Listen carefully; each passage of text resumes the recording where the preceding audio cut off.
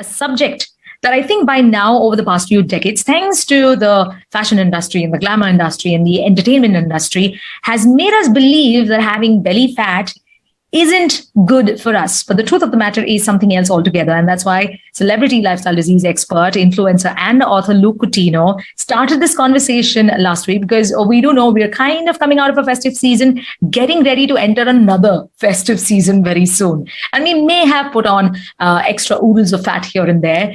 Is it all that bad? What is the real truth? As Luke did say last time, he's going to reveal today. It's going to happen now. Luke, so good to see you again. Good to see you, Annie. I'm excited to continue last week's topic. So you were saying, like I gave you my example, that there's a lot of belly fat and fat in the wrong places, as we say, that I have put on. And that's because of overeating. And I did kind of stop exercising, but I was active throughout. Yet again, I have put on enough weight, probably the heaviest in all these years. You do say that it's not just overeating or under exercising, but there is another deep truth to why belly fat is the case that women, men, everybody face. So can you throw light upon it? Yeah, it's a hormonal imbalance. Remember this, because there are enough of women and men out there frustrated moving from one diet to another, one personal trainer to another, and they don't lose that weight. Because while you keep changing your diet and exercise program, it's about your hormonal balance. Now understand this very clearly. Hormones are chemical messengers. They communicate with one another. You have estrogen, progesterone, testosterone, insulin, thyroxine. All of these are hormones that are constantly communicating. So now let's talk about a relationship, okay? When communication breaks down in a relationship, what breaks down? The relationship, right? There has to be proper communication for everything to work. In a classroom, there has to be communication between a teacher and a student for an effective class to happen.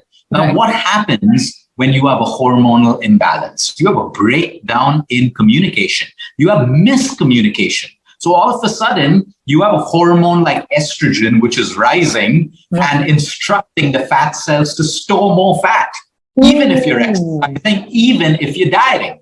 Now, where could this communication come from? If you're chronically stressed, estrogen levels go up. Now, when estrogen goes up, testosterone falls. So if testosterone falls, you can't build muscle mass. When you build muscle through your exercise, that's what keeps burning calories. So you see there's a breakdown in communication. Now, I think women and girls will relate to this. At the start of your period cycle, sometimes there are mood fluctuations. Some girls get cramps. It's different. You feel like eating chocolate. Some feel low. Some feel like watching TV. Why? There's an imbalance in the hormones as you're going through your cycle. That's a classic example. Men, as they age and testosterone starts to fall, they go through the same thing as well. They start putting on belly fat. You see a lot of men with big arms, biceps, but they have this big pot belly. And when you look at them, you know right then that they have low testosterone levels or they have insulin resistance. Now, all of these hormones have to be talking and communicating for you to be fit and healthy, and if you want to lose that belly fat. So a lot of women today are undiagnosed in this country. They have PCOS. A lot of them are misusing birth control. You know, you have acne. Young girls want to get onto birth control, and they don't want to make lifestyle changes and do it the hard way, which requires some effort. The moment you pop a birth control, your acne is going to disappear. So guess what? You decide to stay under birth control, but you are creating a hormonal imbalance, which is going to affect you in so many other ways. Ouch. So I'm not against birth control. I'm against the misuse of that because you don't want to change your lifestyle. You don't want to exercise. You don't want to eat clean. You don't want to sleep well at night. You don't want to remind yourself to stay hydrated because guess what? Your doctor has a pill for you. It's instant gratification. So hormonal imbalance is the truth of belly fat in men and women, which is why we ask people when they're struggling to lose weight, get your hormones checked. Because that also tells you a lot more about what could be going on into your system. You don't want a woman or a young girl having excess estrogen at the wrong time. That leads to ovarian problems, endometriosis, ER-positive breast cancers. I mean, you know, and you don't want men with less testosterone or too much of testosterone, which can lead to a prostate cancer. So you see, everything has to be in balance. And your belly fat is an indicator that something could be going wrong. But you could also be that happy person. Okay, you enjoy your desserts, you eat, you do a little bit of exercise, you don't care what people think about you, and your blood parameters and hormones are fine. And that kind of belly fat is absolutely okay for you. Right. That's beautiful.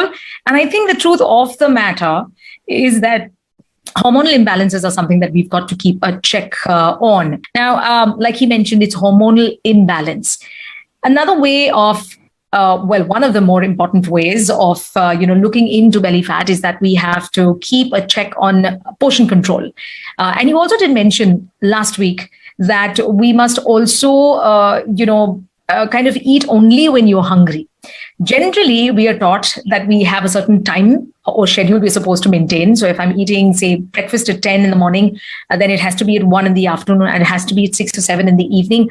What happens if I'm not hungry at 10 in the morning and I'm hungry at only 11 a.m. or 12 noon in the afternoon, and I change my schedule here and there a bit?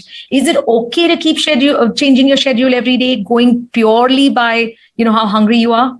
So Annie, I'm going to share a secret with you, which has already worked for hundreds and hundreds of people over the last couple of months. And I can guarantee you, when you do this, it is going to change your life in every way.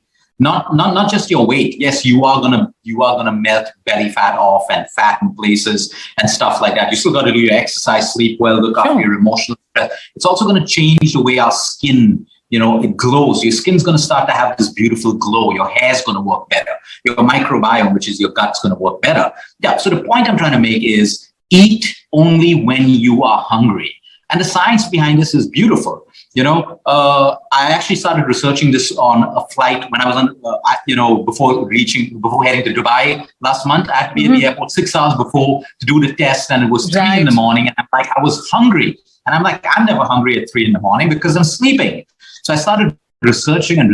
Hunger is a beautiful mechanism.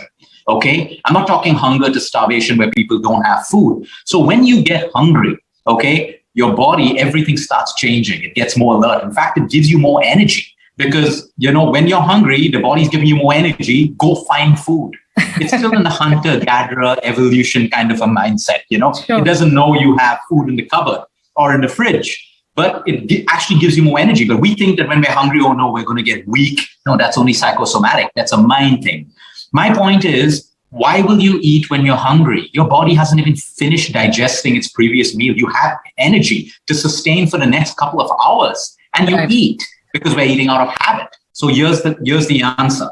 And it may feel that your life goes out of direction for 3 to 4 days, but then you find your new cycle.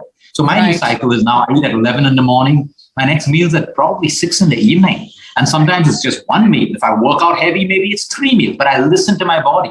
So when I get hungry, I wait for another 30 minutes because in that 30 minutes, now your immune system gets on alert because the body's preparing. Your digestive enzymes everything's ready for you because the body is like it's in fight and flight.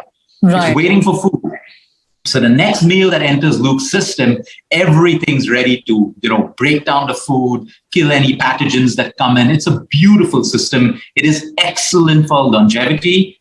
You also activate a gene called the SIRT1 gene, which is the rescue gene, which actually in that hunger period, it starts to kill dead cells.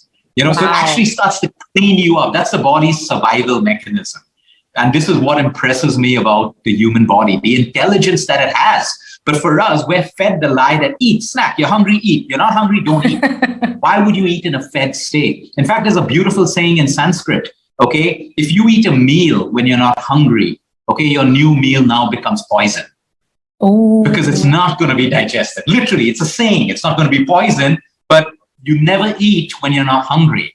So over the last couple of weeks, Annie, we've had hundreds of people across the world who have done this, and I'm overwhelmed with the positive response coming in. Now, if you're highly diabetic and you go into you're hypoglycemic, if you're a kidney patient, if your doctors have instructed you to eat because of your particular treatment or whatever, please follow your doctor. For everyone else, in fact, my way of telling you this can actually reverse people's diabetes because actually your insulin levels get better. But you got to be mindful because if you're very hungry and your insulin falls and you go into hypo, that could be dangerous for you. So you got to do it mindfully or do it under supervision. But just moving back, I can guarantee you this. Just moving back to eating only when you are truly, truly hungry, not emotional hunger, physical, let it be. I'm hungry right now. I'm going to wait for 30 minutes, 45 minutes. Sometimes the feeling passes. Yeah. It's out of habit. Hunger comes and hunger also goes. So don't starve yourself. I don't want people to starve. Really, when you're hungry, eat. And you'll find your own pattern over 3 to 4 days, but this is going to change people's lives. I can guarantee this. Oh my God, I'm sure it's going to change my life too.